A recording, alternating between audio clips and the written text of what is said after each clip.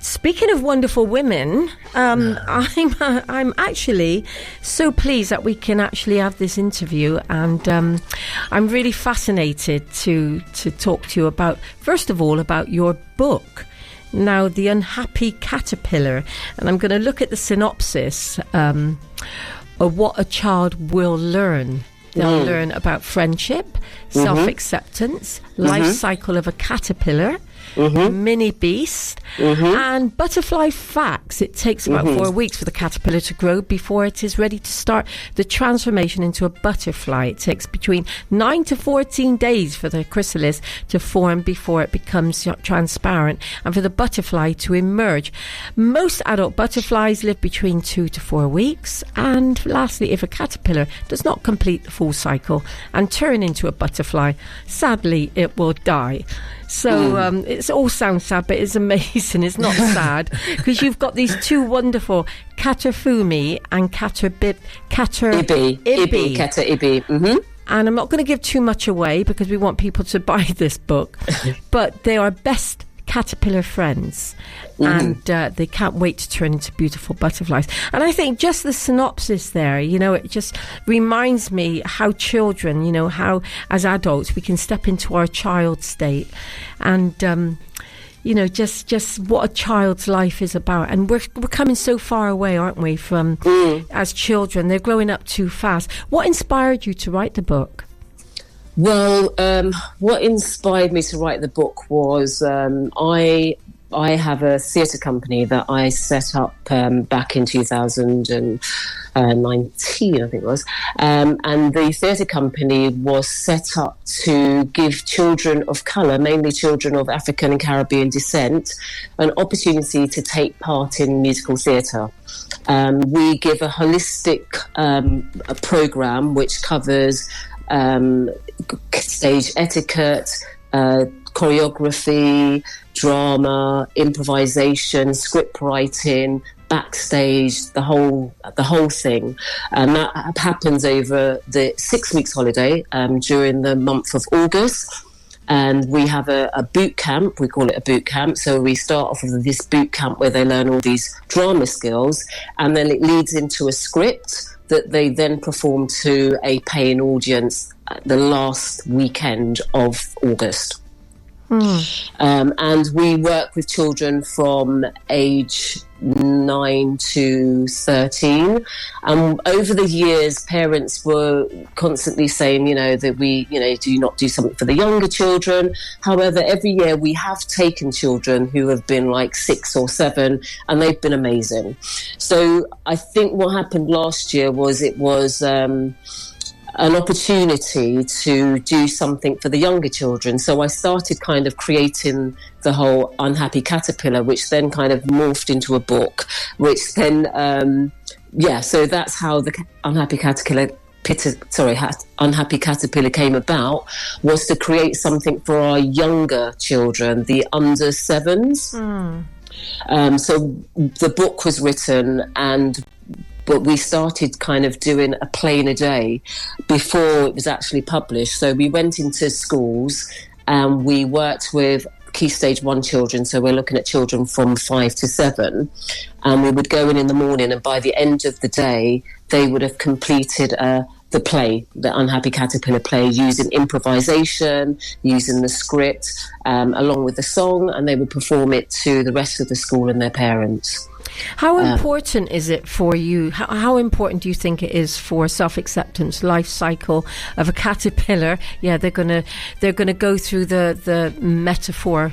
What was it? The meta when they're transforming. Metamorphosis. Yeah. Yeah. When they're going through that. How important do you think when you link this into a child's life and what they're going to be learning by reading a book like this, because it's bringing a lot, and you mentioned self-acceptance. How important do you think it is? It's incredibly important. The whole point of the book, the key focus of this book is the first 2 points, which is friendship and self-acceptance. And when writing the book, it was really about our children accepting themselves for who they are.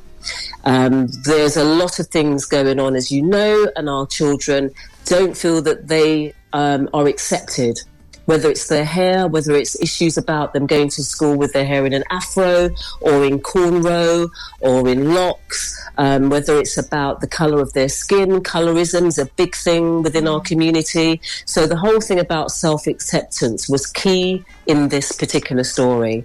And the synopsis of the story is actually the fact that something happens with Kata Ibi during the transformation process. Mm-hmm. And during that process, she feels that because she doesn't look like her friend, Kata Fumi, she then feels that she has to go out and find people who will accept her for the way that she looks. But wherever she goes, she's finding people that are wanting something else from her apart from who she is. So that's really the key to the story, is that you need to accept yourself for who you are, and you are beautiful the way you are. And so the form using a caterpillar was just an easy way to do that, to show that we don't all come out the same. We come out and we are different, and it's about accepting ourselves and loving ourselves the way we are. That's really interesting, because I'm just thinking back to when I was young, and it was really difficult because you just wanted to fit in, and it's a little bit different now, but back then, that first generation that came over here, and parents, were so busy just trying to survive and get us through everything. But children didn't have anything that they could look to. It was Barbie dolls with the long white hair, blonde hair, and so forth. And it's only just been lately, over the last few decades, that children are starting to be, black children, brown children are starting to kind of own their culture, and happy that they're the colour that they are. So I think it's very important that, and I can see where you're coming from, because you don't want to kind of change the innocence of a child, where introducing things to it too early. But something like this, a child will learn self-esteem, self-acceptance, self-love, just from this little story. I think absolutely. And when we work with the children, we have an open discussion on what they think it means, and they all come up with the same thing. We should be happy with who we are, and accept other people for their differences and celebrate their differences, as opposed to finding differences between each other and then focusing on that as a negative. But our differences are actually a positive, so it's embracing that. And so, yes, it is very much about our children accepting. And Lynn, the thing is, yes, things have changed to a certain degree. However, there's still areas within our community and with our life where things aren't accepted. I know we're going to talk about the project in Jamaica, but, in Jamaica, there's still an issue with children wearing their hair with locks. It's still an issue that, it's not accepted, and we're still having problems in our schools, in secondary schools, more so, about children wearing their hair in cane rows and having afros and things like that. So I think it has to start with us as the parents, as the grandparents, to encourage our children and to instill that proudness within our children, and ensure that they understand their culture and who they are, and that this is them. And when they do that, go into school and you're told that, well, your hair is, well, actually, this is my hair. This is, it's a natural part of me, and I'm proud of it. This isn't like a hairstyle I've gone to, to fit in with anybody. This is part of my culture. And we can trace that right back to Africa, right back to the slave trade, where cane row was used as a map. In there. So it is very much us. And as soon as we appreciate that and embrace that, I think that we'll find that things are a lot more acceptable, and people will be able to understand that this is us. This is who we are. I'm just wondering, what's the difference between, the black Americans and the black British? Are we still going through that phase of the conservativeness that we're brought up in? And whereas in America, the black Americans, they're just going for it, in everything. There's, I was there few years ago, but I know down in Atlanta, it was just amazing. You felt like you were in Africa because people were just so proud. Bookshops were just normal, black bookshops and things like that. I think we within the UK as a community, we are still making our way to our original heritage, our roots, our African roots. We're not quite there yet, but we are getting there. Even in Jamaica, you speak to many Jamaicans and they won't associate themselves with African, being African. I'm a Jamaican. So we are getting there, but I think there is more to draw upon now. There is more things out there where we can see that link between Africa and Jamaica or the Caribbean, and more acceptance. And I think we still have a way to go, but it most definitely is getting much better. We are getting there. Evadne, we're going to stop for a track and we'll be back. And when we come back, we're going to talk. Now, the pronunciation, is it the MAC Centre or MAC Centre? No, you're absolutely right. It's the MAC Centre and it stands for Mother and Children Centre. So It's been abbreviated to MAC. Okay, so we're going to be talking about this second project of yours, which is in Jamaica, but we'll be back after this track. What inspired you? I mean, in a way, I know, but is there a personal kind of link to this? Is that to the book? To the book, Lynn? Just before we finish on that note. I suppose as a child, I didn't look like my brothers and sisters. And as I said, growing up in the 70s, I felt that I looked different to everybody else, and I used to get kind of bullied, not just by my brothers and sisters who were slightly darker than myself, but also from other black children who used to call me names. And I, obviously you can't see me, but I have hazel eyes, which are kind of greeny colour eyes. So it was really about also me accepting myself, that it's actually okay to be different. So I can relate to Kata Ibi very much about trying to find acceptance and trying to find people who will accept me for the way that I am and don't want me to change. So yes, there is a link there. Yeah, you just brought that out of me, Lynn. I didn't think about that before.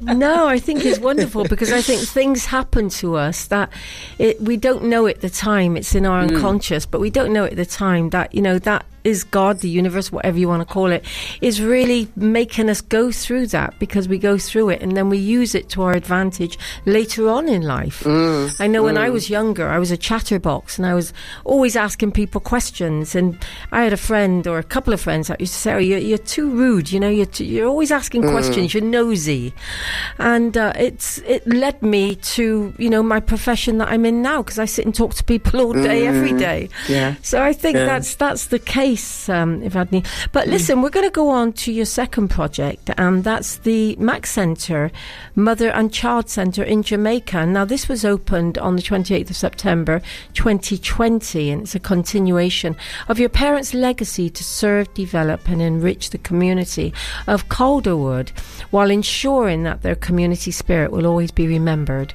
by those who use the facilities. Now, Jamaicans' adult literacy rate is currently 88.7%, which ranks its 97th in the globe, in the globally world. The readiness to enter school for many children is not at the expected level due to limited early years development, including literacy, nurture and behaviour. So can you start telling us a little bit about this? Yeah, sure. So my background's in education. I have been in education for over 23 years now, starting with a classroom teacher, assistant head. Now I'm an education consultant. I'm also a visit and assessor for trainee teachers. So I work a lot with children, early years, special needs children. So going to Jamaica and seeing that there is a huge problem with literacy, the MAC Centre was really an opportunity to do something within the local community, but also giving back to the community. So my father built this community centre back in 2019, and it really hadn't been used for a very long. Sorry, 2000. When did he built it in 2000? Sorry, let me get the date right that he built it. Was back in 2014 he built it.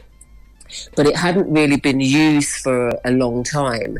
And it was actually at my father's funeral where we used the centre for the wake, or the after the funeral, that I realised that this centre was amazing. It was such a beautiful centre, but it wasn't being utilised. And this was during lockdown that I was actually in Jamaica. So it was like I used the time while I was in lockdown to create the Max Centre. So it was an opportunity to support the local children within the Calderwood area, and give them a centre where they could actually visit free of charge, where young children and babies could actually develop through learning and play, but also where parents would take the children and learn with the children. So we offered a program where parents were encouraged to read with their children, to play with their children.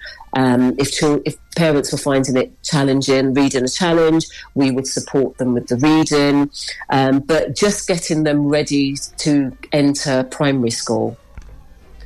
So that was kind of the idea behind the Max Centre and how it was introduced. And you've got a long-term vision for the community centre, and that's student well-being, homework and resource centre, senior citizens, financial literacy, well-being and social hub, young mothers mentoring programme and developing self-reliance skills, and sponsoring a mother and child, as well as annual scholarship programmes.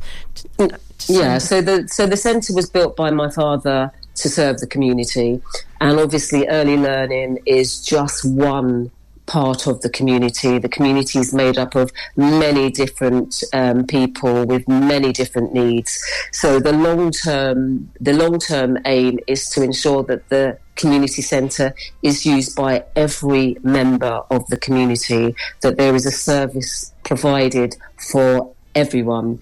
And Jamaica's moving into a digital age, and many people in Jamaica still don't have bank accounts. Things are moving online, so it's kind of developing that literacy, the digital literacy for elderly people or older people on how to access their bank account online, how to use the internet. Just even to use a cash point. I mean, you go to Jamaica and you'll find that you've got the security guard helping people take money out of their account because they don't actually know how to use an ATM. However, there is no tillers. So you go to a bank and you have no access to a human being to take money out. Everything is via an ATM. Which is quite sad in a way, because they didn't kind of prepare everybody for that particular digital process. So you have people go into the ATM and not familiar with it.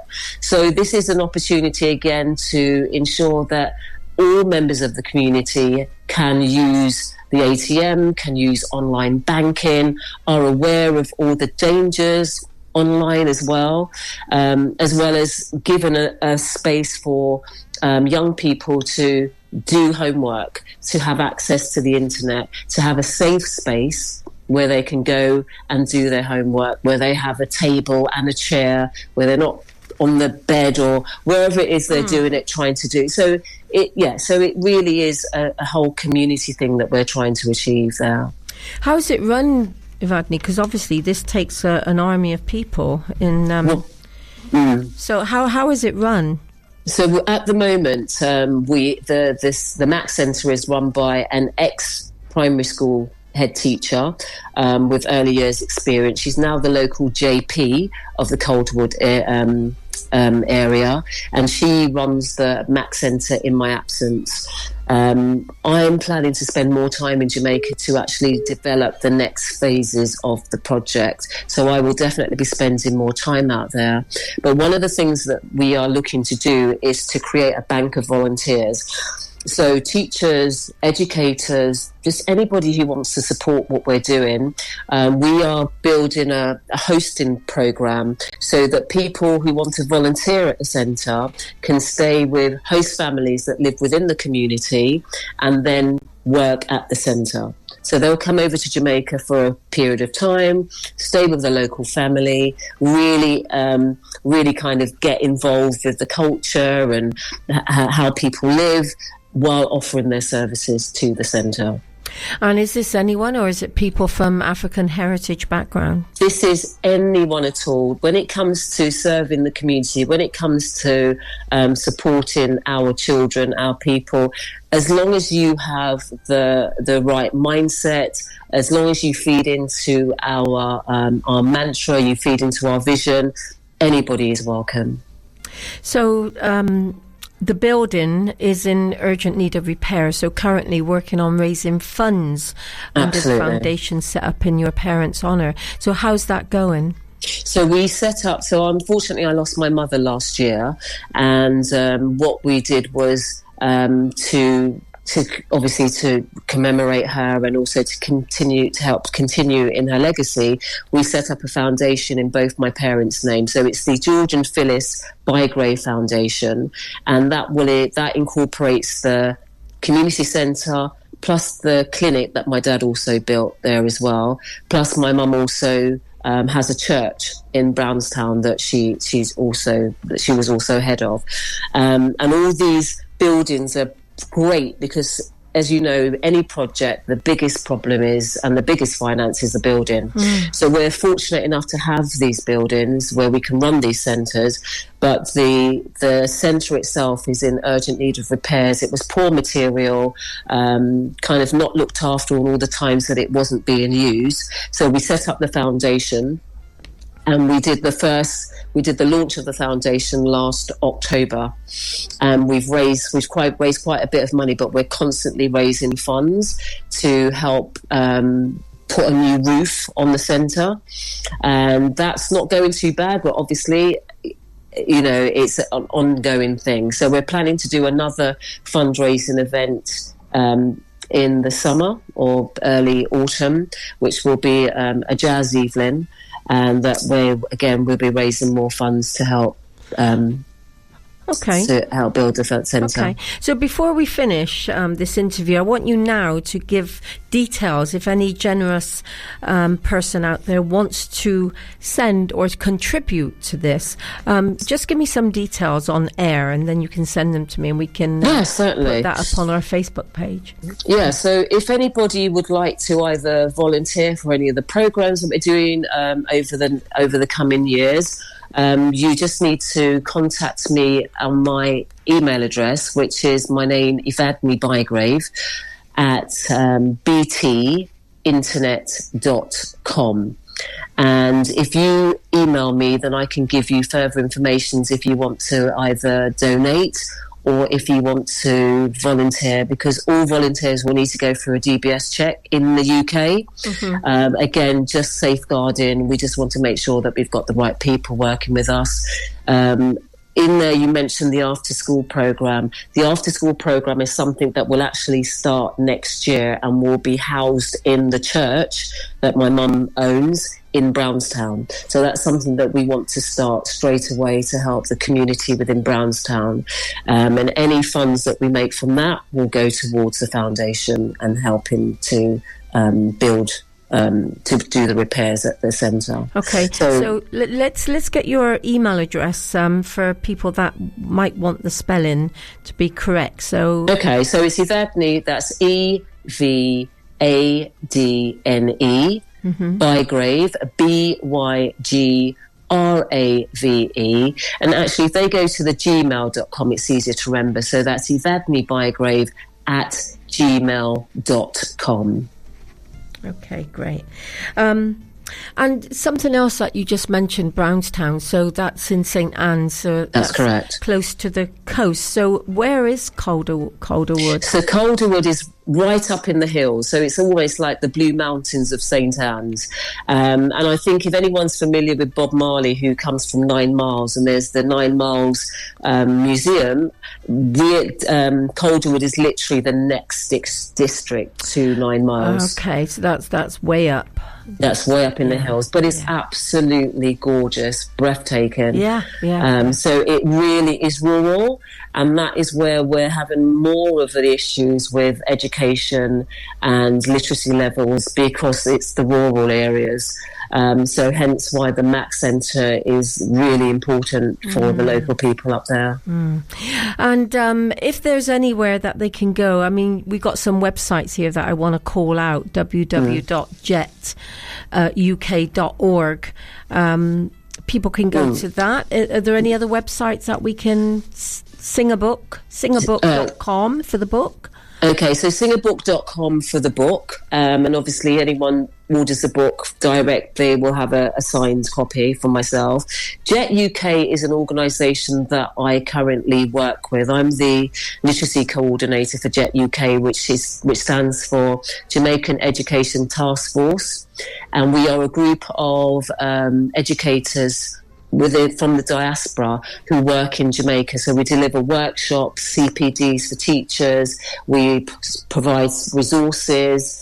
In fact, the chair, Seymour, is currently out in Jamaica at the moment doing a whole workshops around STEM. I was in Jamaica earlier this year doing workshops around the I'm Happy Caterpillar in schools in Brownstown and also up in Calderwood. So we work directly with the Ministry of Education. And we work in schools out there. So yes, and you can go to the Jet UK website and just make sure it's Jet-UK.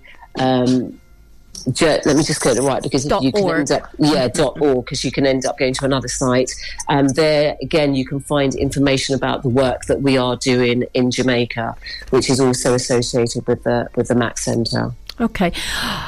All it leaves me to say is, Evadne, I think you're an angel on earth, and very passionate about everything, especially when it comes to education and our children in our communities.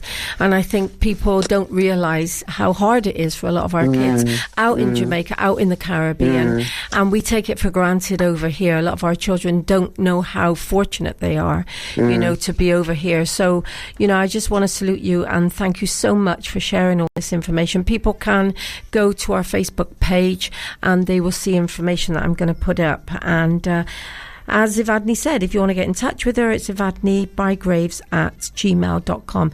Evadne, thank you so much. And I know I'm going to be speaking to your sister, and we're going to be talking about your parents' legacy. So that would be the next interview from the family coming from Ripton. So thank you so much, Lynn. I really appreciate the opportunity to actually share the work that I'm doing with your listeners. It's really, really appreciate it.